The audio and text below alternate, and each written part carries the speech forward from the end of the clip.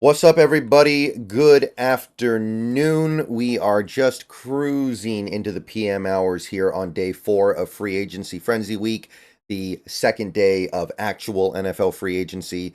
And the Seahawks remain quiet in terms of moves. Honestly, the whole league is pretty quiet in terms of moves. The biggest thing that happened today, honestly, might have been the Desmond Ritter Rondell Moore trade. Gross Matos signing with the Niners might be the biggest thing. It's been quiet, it's been chill, but we are getting some announcements from the Seahawks on contract details from their previous work. We already talked about Fant, we already talked about Taylor, but just a few minutes ago we got some updates from Brady Henderson on X about the contracts of Leonard Williams and Tyler Lockett. And we know Leonard Williams got 3 years, 64 million, 64.5 million rather. We know Lockett restructured in some way to free up cap space for 2024, but we didn't know exactly how those things were being done. So now we do. So let's go through them. So first, Leonard Williams. We now know how the cap hits are being chopped up across the 3 seasons, and the first year cap hit for Leonard Williams is 10.4 million. So it's right in line with what Draymond Jones's first year cap hit was. It's also right in line with what Geno Smith's first year cap hit was.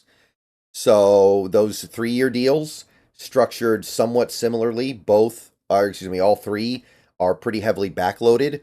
Now Leonard Williams' deal is interesting because the second year cap hit is almost 30 million, and then the third year cap hit is about 25. So it's actually mid-loaded, which you don't see that often.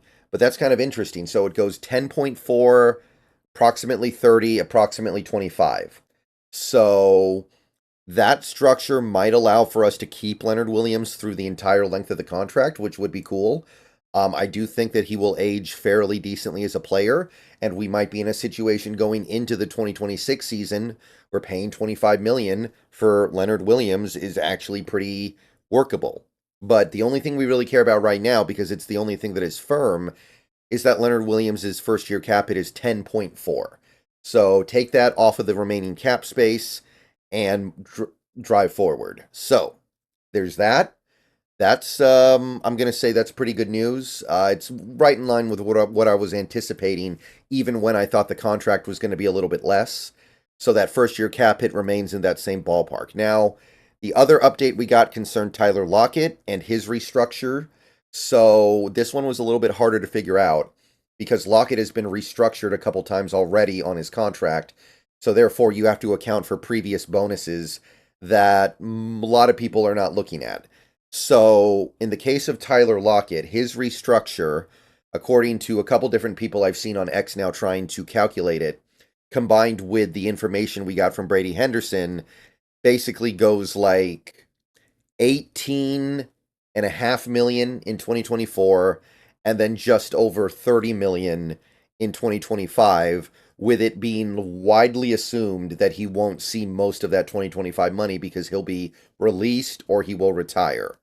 So Tyler Lockett, the important thing we need to keep in mind right now is his cap hit for 2024 has gone down from almost 27 million to about 18.5 million. So we save almost 9 million.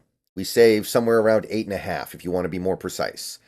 So we save about 8.5 million pending his incentives because his contract does have 4 million in incentives. And if those incentives are considered likely to be met, then that actually cuts the cap space in almost half because that would reduce it by the 4 million. So in order to be sure, we need to see exactly what the incentives are. But as of right now, like let's say the incentive is a 1,000-yard season, that will probably be considered unlikely to be met and it won't count against the cap. So therefore, it'll just be the 18.6 and the savings will be about 8.5 million. Now, we're going to have to keep an eye on that. If it's ruled that it's likely Lockett meets those incentives, or at least some of them, that bites into it a little bit. So it's not as great as initially thought because of the fact that he has so many bonuses from previous restructures, but it's still very good. And it doesn't seem like it's affected 2025 that much because my understanding is that the dead cap hit hasn't changed enough to where we're unlikely to move off of him in 2025. So he did take what amounts to a little bit of a pay cut, but overall, I think the fundamental underlying facts of Tyler Lockett's situation remain exactly the same. He is very likely to be in his last season as a Seahawk, maybe his last season as an NFL player. So, good news there, I guess. I thought it was going to be a little juicier than that, but it's still good, and it's still something where Lockett is giving up something for not very much.